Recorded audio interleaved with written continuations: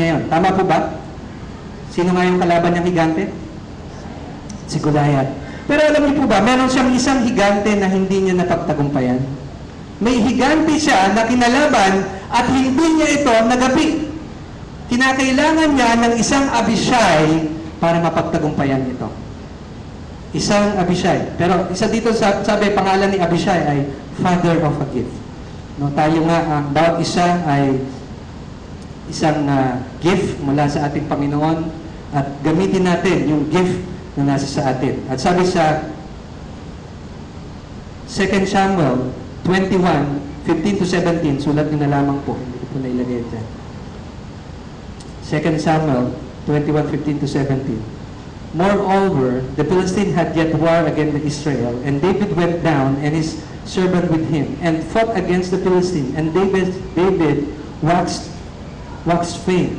And Ishiabenob, which was the son of the giant, the weight of whose spear weighed 300 shekels of brass in weight, he girded with a new sword, though to have slain David. But Abishai, the son of Zeruiah, succored him and smote the Philistine and killed him. Then the men of David swore to him, saying, "Thou shalt not go no more out to the battle." So sabi dito, si Abishai, no, naging pagpapala siya dito kay David. No? Dapat laging blessing tayo, laging pagpapala. Na kung saan, sa panahon na kung si David ay nanghihina, may isang Abishai na sumaklolo. Sa isang higante na hindi na kinayanan ni David na magapi, may isang Abishai na nakipagdigma dito. Nakipagdigma siya at siya'y naging pagpapala. Dapat ang mananagumpay ay laging pagpapala. Always a blessing. Dapat lagi kang pagpapala. Pakisabi mo sa katabi mo, maging pagpapala ka. Yan. Baka ikaw yung Abishai na kinakailangan ngayong araw na ito para sa katabi mo. Kung saan ay kinakailangan may panalangin mo ang katabi mo at masabi mo na magpakatatag ka. Help is on the way. Victory is about to come. Parating na ang bagong umaga. Darating na, Panginoon ay tutulungan ka. So dito makikita natin dito, naging pagpapala si Abishai para kay David, para gapiin ang isang higante. Dapat lagi tayong maging pagpapala. Naalala ko tuloy yung isang commercial. Dapat ang Kristiyano talaga ay nangingibabaw, pagpapala, kitang-kita ka.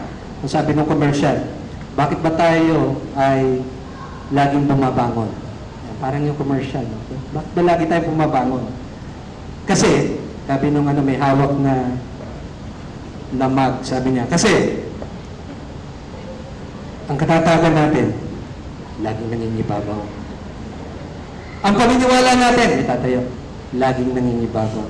Ang inspirasyon natin, laging nangingibabaw. Tayo bilang mga Kristiyano, dapat nangingibabaw. Pagpapala ka, nakikita ka. Amen. Pakisabi mo sa katabi mo, mangibabaw ka. Yan. Tayo ay mangibabaw. Si Kristo ay nakikita sa atin. Let Christ shine sa ating mga buhay. Tayo ay gamitin ng Panginoon. Maging pagpapala. Pagpapala. Ayun pala, sa 2 Samuel. Baka hindi nyo nakuha. 2 Samuel 21:15 to 17 yung akin pong binasa. Kinakailangan po na tayo ay patuloy na manampalataya. Ilang qualities na lamang po ito. Nandiyan pa po ba kayo? Amen. Isa pa po natin titingnan dito ay si Benaiah. Ang meaning ng kanyang pangalan ay built by Jehovah. Matapang, courageous, fearless. Yan, dapat maging matapang tayo. Maging matapang tayo.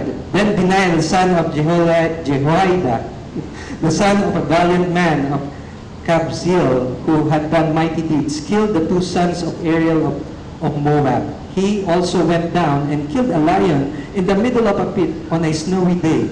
He killed an Egyptian, an impressive man. Now, the Egyptian had a spear in his hand, but he went down to him with a club and snatched the spear from the Egyptian's hand and killed him with his own spear.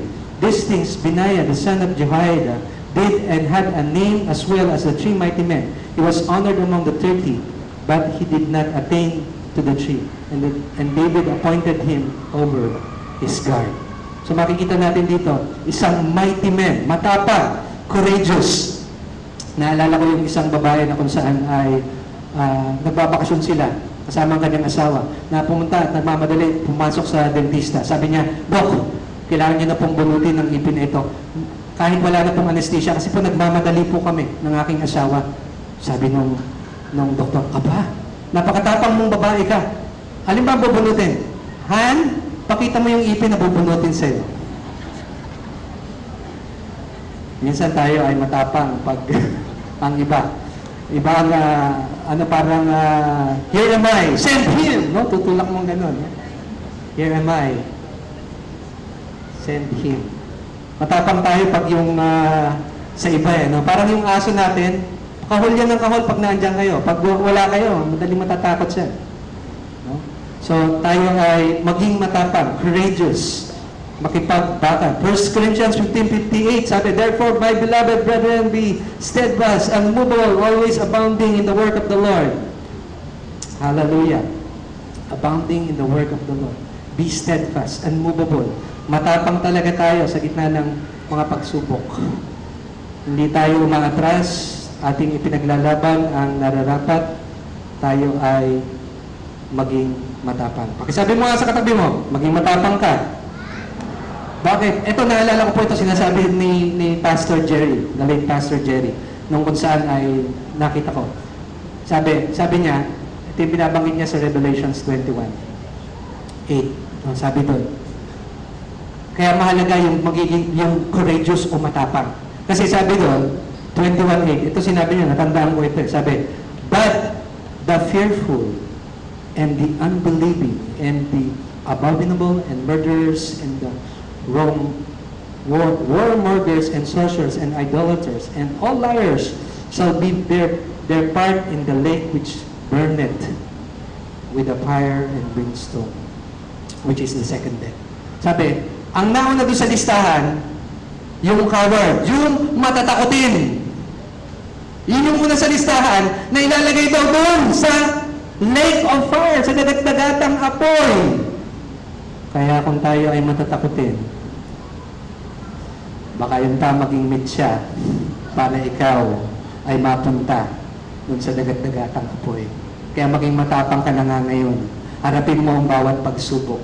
Harapin mo ang mga binibigay sa iyong challenges ni Lord araw-araw. Maging matapang ka. Harapin mo ito sapagat ang Diyos natin ay sasama sa atin. I will never leave you nor forsake you. Ang Panginoon